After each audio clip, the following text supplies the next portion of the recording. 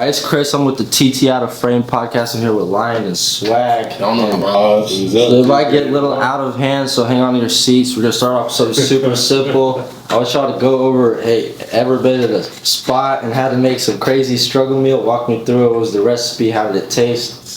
Struggle meal. Shoot, we call it where we from. We call it an improviser. You feel me? That's what we call it. It's where you improvising. You know what I'm saying? You gonna take what you got in your cabinet. Pretty much improviser kind of like a sandwich. So it's pretty much, let's say you ain't got no real meat to throw on that joint. You ain't got no cheese, nothing. Like I remember one time, me and my boy Ice, shout out Ice, we ended up making like a pickled ramen sandwich, bro. Was that me and Ice? I don't think it. Nah, it couldn't. Nah, it was just me. Yeah, we made a pickled ramen sandwich. Like we took the bread. It was wheat bread. 'Cause we couldn't afford white bread at the time. We was like using WIC or some shit. We took the wheat bread and we just took like some pickles, like the sliced pickles. We put some mustard on that joint. That was a struggle meal right there. Together, that's an improvise. Or ramen and barbecue sauce. I know that's gonna sound crazy. Ramen and barbecue sauce. You feel me? That's ramen seasoning, barbecue sauce. I'm trying that when I get it.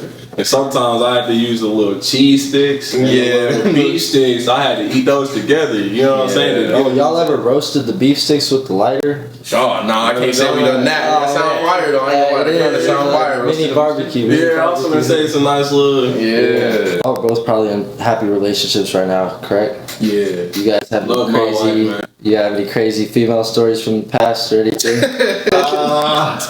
Crazy female stories. Maybe some regrets. Alright, babe. I know you're gonna be watching this, babe. Don't be mad at me about this one, you know. This was my fault. Don't be mad. Blame the cameraman.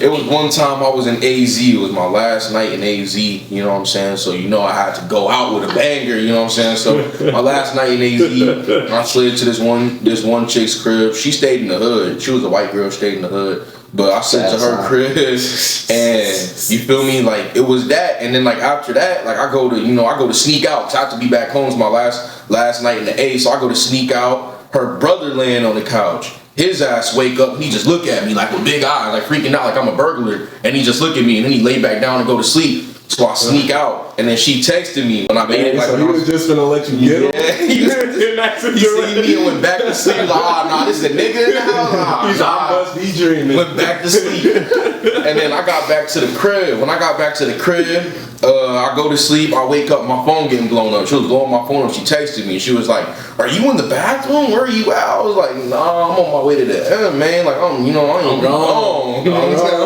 I'm long gone." Nah, speaking of that, I had this one female, bro. I had snuck her in the crib. The dog started barking. The dog started barking, so it was over with from there. You feel me? And then I remember like that kind of signaled my mom to go and check the scene. I had went downstairs to cook me and her a pizza. I told her stay in the room, close the door. She didn't close the door, so the dog came and barked. So after that, I just hear my mom start yelling. Keep it in mind, I'm not even around. I'm downstairs. This all happening upstairs. So I'm like, I'm God. You know what I'm saying? I'm God at this point. I already know why she yelling. Yeah. So then, I go up there.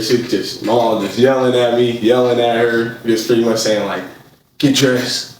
Yeah, TMI, you feel me? And hey, no hard feelings to my wife. You know I love you. You already know we ride or die for life. You know what I'm saying? But it's an interview. I'm gonna have to speak my you know me. We got disclaimers and everything.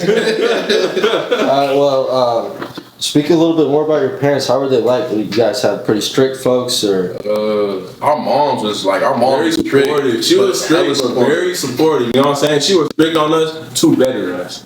I ain't realized that at the time. I thought I was targeted, but as I get older, I start to realize like she was doing this because she wanted to make me better. Because like that's where I am, where I'm at right now. That's why I know what I know, because it's all thanks to moms. At the end of the day, supportive. I'm glad I got that mom out of all moms. Yeah, shout out moms, man. You know, like she definitely played a big part. Still to this day, play a big part in our music career. You know, always supporting us. Every show she show up. Every show, anytime she come across a new connect, she a businesswoman, she give us connects and stuff like that. You know, our pops, like, you know, shout out our pops. Like, he wasn't really in our life, though. You know, I'm going to keep it 100. He passed away when I was like 12, 13, but before that, he wasn't really in our life. But like my nana though, which is my pops' mom, like she's done a lot for us, you know. Like she let us stay at her crib, you know. My nana was really strict though. Like she's still strict. She was strict. But still like, to this day, you gotta come around. You know what I'm saying? Being on all 10. Yeah. Because it's like. Also, I don't want to disappoint my nana at the same time because she did teach us a lot too about life. So it's like I'm always gonna stand at that standpoint to where like I gotta show respect, the most utmost respect when I'm around her. In which I got a funny story about my nana too. I'm gonna tell y'all. One time we was like fresh. We drove back to AZ. This when we was staying in Missouri. We drove back to AZ, and my nana like strict, like go through your duffel bags, make sure you ain't got nothing. So she kept like saying, we got to her crib, we chilling. I put the duffel bags down, and I just hear her. She like, is there anything in y'all bags that y'all need to take out before I go through y'all bags? This is the only chance I'll give y'all. Is anybody after make sure. She'll ask us questions like that, stuff like that. And like at this time, you know, like, we was really heavy. We was heavy in the streets. You know, we was beefing with niggas, all types of shit. So she always made sure to take those precautions. And like I just hear her yelling in Swagg, like Swagg in the other room. She yelling in Swagg, and she like, Lion, get up in here, woo woo. And I get up in there, and she was like, what's this? Bullets. She found like bullets and shit in the bag. Right in the and I'm looking, I'm thinking, oh shoot, like I'm thinking, but my gun wasn't in the bag and nothing like that. She was like, she found bullets, and I straight made up a story. I was like, oh no, those is my sister's dad's bullets. You know, he took this duffel bag when we went hunting. You know, so he left bullets in the bag. She was like, so if I call your moms right now, she gonna say that this is now. I'm like, yeah, and woo woo. So she called our moms, and my moms is like, yeah, you know, they old enough. If they have guns and stuff, they can have guns. Like they old enough to have guns. Like I'm not really tripping. You feel me? That's what my mom said, but yeah, she found bullets in the duffel bag and raps. And that same trip, I think literally the same day or the day after, because we was staying with her for like a couple weeks. Like I smoked. She knew I smoked, but she ain't want me doing that in her crib. You know what I'm saying? So I did call a plug up, get a cake bar or whatnot, small little cake bar. I was trying to hide that to the best of my ability. I really did it because we was sitting in the stoop. So it's like back in the day, I had to be high to get in my zone, find my sound in the booth. But like I woke up, reached for my cake bar. It's not there no more. It is not there no more, right?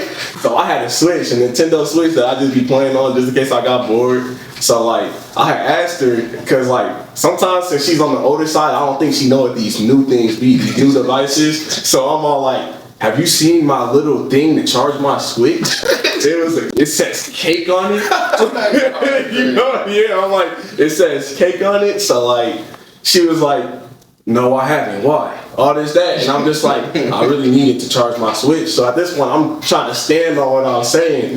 And she disappears, walks away.